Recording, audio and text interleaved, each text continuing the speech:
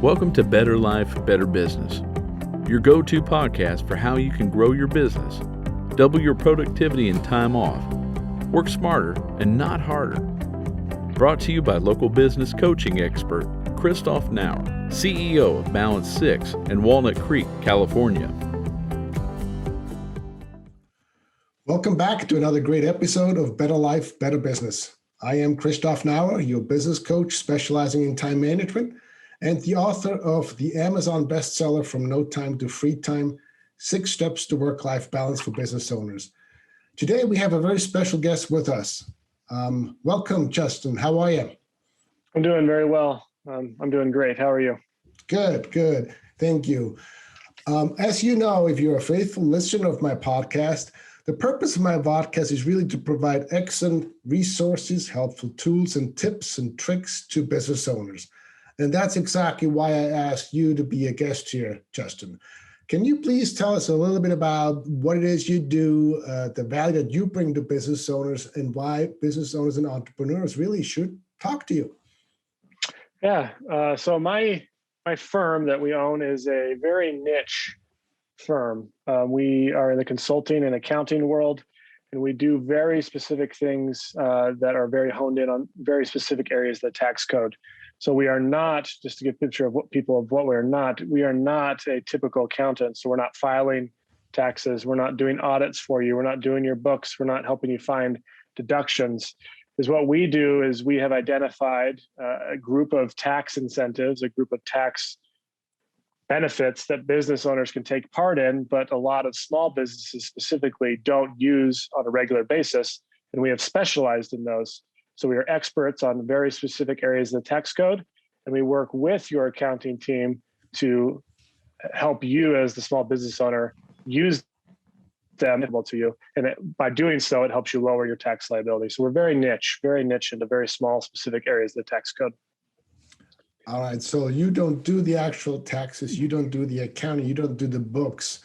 You just come in once that's all done and maybe have a look at those books and help business owners find ways where they could pay less in taxes. Yeah, a pretty big broad view. That's a good explanation. We do have the ability to amend taxes, like we'll amend the part that we're specialist in, and we'll be able to insert those positions and insert those things.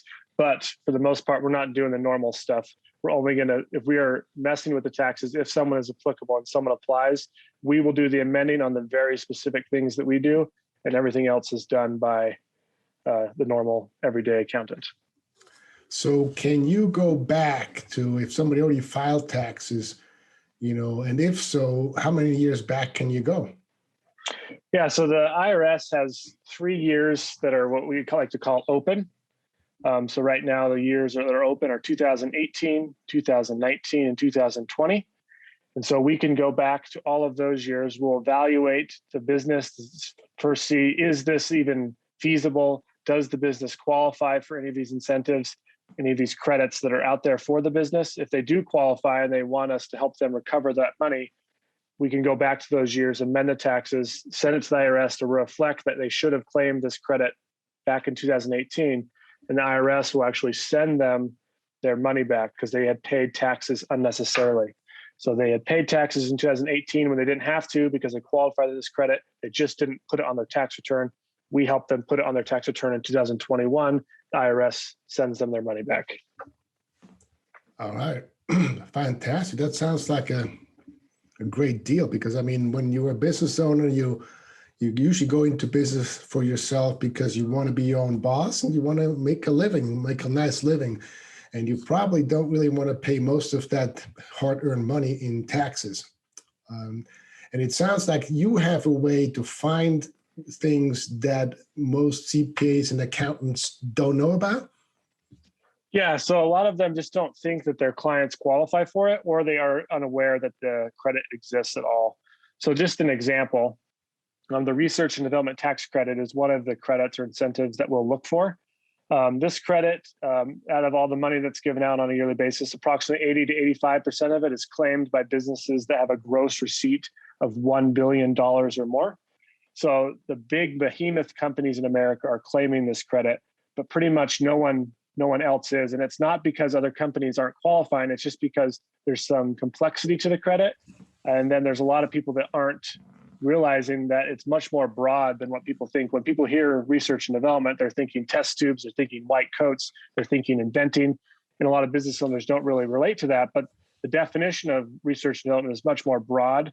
It's customization, it's solving problems, it's building, it's tinkering, it's trying to find a better solution, a better way to do things.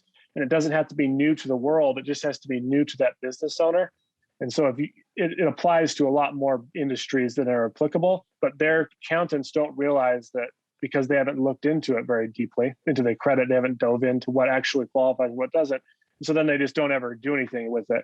And so our firm has specialized in identifying, all right, which behaviors qualify, and then what percentage of the expenses that are qualified expenses actually go to this credit. And that's what we specialize in. So it's not that their CPA is negligent. It's just that there's some time and attention that needs to go into this. And it's very specific and very complicated. And so the big companies in the United States have not just one person doing their taxes. They have teams of people. And so they can dedicate someone to do this for them. The small business owner doesn't usually have that luxury. And so we are filling that role. All right. Fantastic. Okay.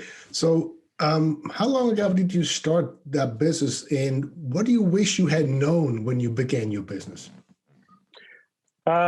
We've started approximately 2 years ago, but the CPA that we have on our team have been doing it for quite a long time.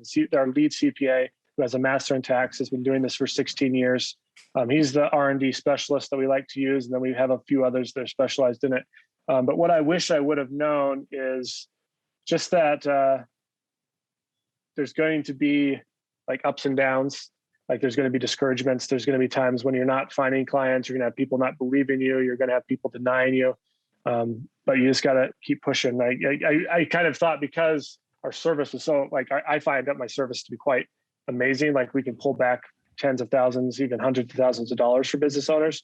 I thought like more people would just like, oh yeah, let me check this out, because I want this for me. But it's amazing how many people don't. And I think every business owner kind of goes through that, where they think their product or their service or what they're doing is so amazing, but it's hard to tell that to other people, and don't really see that until you can convince them, and you get better at marketing, you get better at telling your story, and then it starts happening. So just knowing that you're not just going to get everyone to come fall in your lap immediately was probably the biggest lesson for me. Mm-hmm.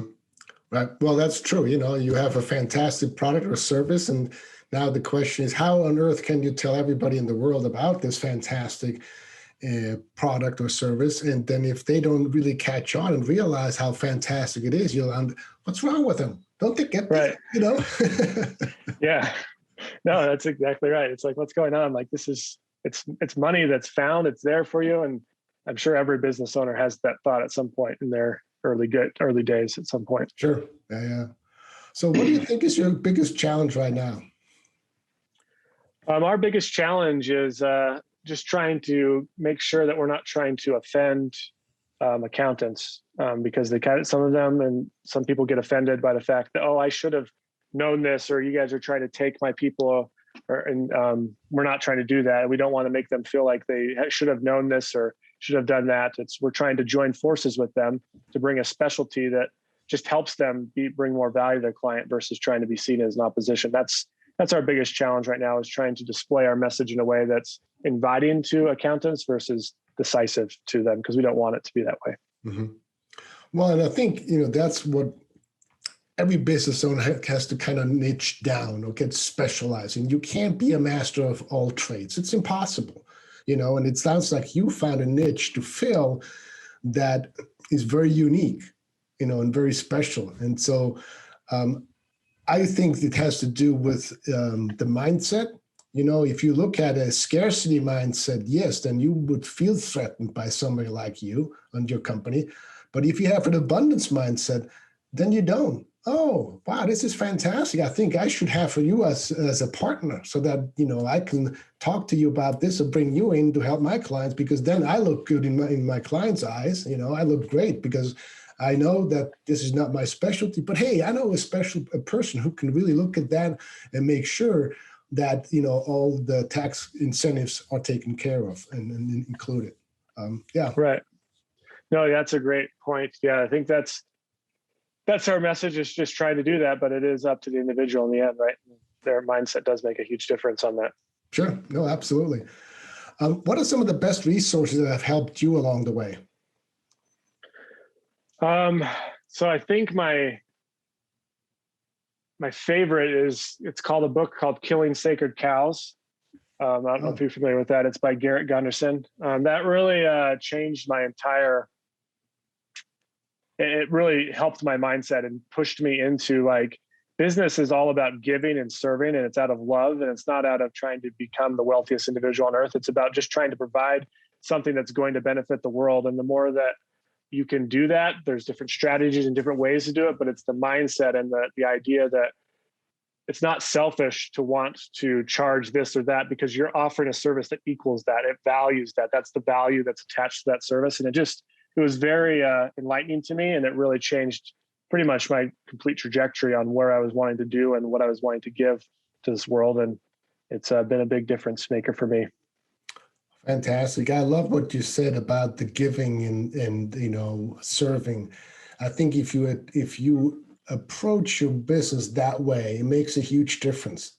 And unfortunately, there's a lot of the cutthroat, companies out there that don't operate that way. Right. And so if you want to separate yourself and be known as, a business operating from the heart, from compassion, from giving, from caring, that already sets you apart from a lot of other businesses. Yeah, I agree completely.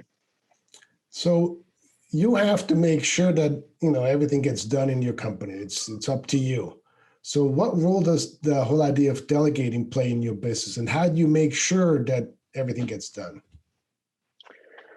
Yeah, that's probably been my biggest growth area, is because I kind of like to do things and make sure that they get done correctly, but doing that is inefficient as a business owner. That's not how businesses function. You have to let go of things. And so learning for me was, I have to be able to trust that our assistant is going to compile everything correctly. And I don't have to evaluate and look over every single thing before we get it submitted to our team. I don't have to do a check every time to make sure she's doing it correctly, and just trusting that she's getting the job done. And hoping that, or not hoping, but she's doing a great job, and allowing her and giving her that freedom to do it. So that was, for me, that's probably the biggest thing for delegation, is once you've trained, once you are confident that the person you've delegated it to can handle it, then let them run with it, let them tweak it, let them try and adapt it, let them become their own self in that. I think that's a huge deal for people, because it gives them empowerment. It wants them to stick it out. It wants them to build with you versus feeling controlled by you. Yeah, I couldn't agree more with you. I think this is, the whole idea of micromanaging is a huge time waster, and yes, you're right. You have to train first, to take the people to the place where they can perform the duties that they're hired for. And, quite often people say, oh, I don't have time for training. And then I said, well, if you don't take time to train your people, then they can't perform the job they got hired for. That leads to frustration, and then eventually to turnover. And employee turnover is a lot more costly than employee retention, Yes. And so I think for you, this sounds great. I mean, you take the time to train the assistant, give her the tools so she can perform the duties that she was hired to do. And then once you've done that, yes, then you step back and let her run with it, and that also makes her feel good. She can do the job. If she asks questions, she can ask. But having the boss look over your shoulders all the time and to make sure that you're doing things correctly, I don't think there's much more frustrating than that. Yeah, I agree completely. It just leads to tension. It leads to anger. It leads to frustration, eventual departure. Like, you're not going to stay in that situation. The boss wouldn't want to stay in that situation, and the employees definitely don't. So, yeah, absolutely. So let's jump to something different. The whole idea of goal setting. You may or may not know that only about 3% of people have written goals for their business and their lives. So what role does goal setting play in your life? And are you part of the 3%? Yeah, so I have written my goals down. So I guess I am a part of the 3%. I like this was one of the things I learned from Sacred Cows is we have goals that you're monitoring, writing down, but you also have a vision, and the vision's outside of yourself. That's bigger than your goals can even probably ever reach, but it's something that your goals are moving towards. And so that's where we're at. We have a pretty massive vision for our company. We want to be the predominant tax incentive specialist in the United States, so that it's not because we don't want only about 5 to 10% of small businesses claiming it. We want 100% of small businesses claiming it if they qualify. And so we want it to become known, and we want it to be just something that they do as a part of their planning. It's not known, or there's not conflict between CPA and teams like us. It's a part of what we want to do. And so the vision is large, it's lofty, but we're working our way there with these small incremental goals. And so goals are a huge part of our business. Yes. I love it, what you said. Yes, you're right. The vision is much bigger, and if you have a big vision, like you said, you may not ever accomplish that, I think, but it's a lofty goal, and it's a great vision to have, because that's what you want everybody to benefit from, these tax codes that most people don't have a clue about, and just because you don't know about it, that doesn't mean that you shouldn't be entitled to use them, and for you to help folks tap into that and actually take advantage of it, I think is fantastic. I'm glad to hear that. So good. So now that people listen to you, they probably think, well, for somebody to go look at my books and figure out whether I qualify or not, it's going to cost an arm and a leg. I don't know. I can't afford that. I'm just a small business owner. I don't know if you ever get that question too, but that's one that popped up as I was listening to you and the things that you were talking about. Yeah, it's people always say, well, what does it cost for me to do this? And it's the nice thing that we do is we have a free incentive analysis. So the first analysis to see if you missed something, if there is something that we can help with, the things that we're specialized in, we will do a free analysis to see if there's something there. And we can also give an estimate of approximately like what we can do, like how much money is at the IRS, how much money can we save you here or there. And we do that all free. And then if we find out in that free analysis that there is nothing, that you didn't pay taxes unnecessarily, that you weren't qualifying for these credits and incentives, then you just walk away knowing, hey, I didn't miss anything here. I didn't overpay taxes. But if we found something, it's no obligation, but you're more than welcome to then hire us to then help you recover it and help you get it and help you do it. And so our prices vary based on the credit that's done or what we're doing, but essentially the highest it'll be is 33% of whatever amount of money is brought back from the IRS, and the lowest it'll be is about 15%. It just depends on the credit and the complexity of the situation, but it'll be somewhere in there, depending on what credit we use. And so it's your choice. Like sometimes we find people money and they don't even use our service. They either try to find someone else or they just leave it at the IRS for whatever reason. That's up to them. That's their prerogative. But then most of the people we do the analysis for and find stuff for, they end up going forward and we help them recover that money. All right. Well, that's fantastic. I hope that the listeners are paying attention to that. So you can get a free analysis to know whether or not you actually are entitled to a refund, or know going forward that you can actually save money on taxes. So now, of course, now people will wonder, how on earth can we get in touch with Justin? So what's the best way for folks to find you? Yeah, so my business name is Small Business Incentive Consultants. So that's number one. So if they want to Google us, they can. But the best way is to visit our website. And so it's www.sbincentiveconsultants.com. And SB is small business, but it's not spelled out. It's just sbincentiveconsultants.com. Well, thank you. And we will have the links in the description of this recording on the YouTube later on. That's for sure. That so folks can just click on that and get in touch with you and take advantage of this incredible offer. So, because I think that is very generous for you to do a free review and then let folks know, hey, we can help you find money or we can't. I think that's awesome. So thank you so much for being with us, Justin. I really appreciate it. And I know our listeners will benefit greatly from listening to you, and hopefully will reach out to you to get that assessment. Awesome. I really appreciate the opportunity to be here. Thank you. You're very welcome. And all our listeners, thank you so much for joining us again today. Until next time, if you would like to learn more about my services and how I help business owners double or triple their productivity, profits, and time off, just go to my website, balance6.biz. Again, that's balance6.biz. And there's a slew of information you can get there. You can also get my book, my Amazon best-selling book right there as well. Looking forward to seeing you again next time. See you later. Better life, better business. This week's episode of Better Life, Better Business is brought to you by CA&C Video Productions.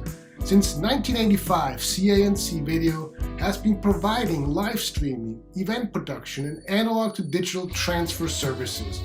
They captured those life-changing moments, preserving your history for current and future generations. Because your history matters. Visit their website at cacvideo.com. Thank you so much for your sponsorship. That's all for now.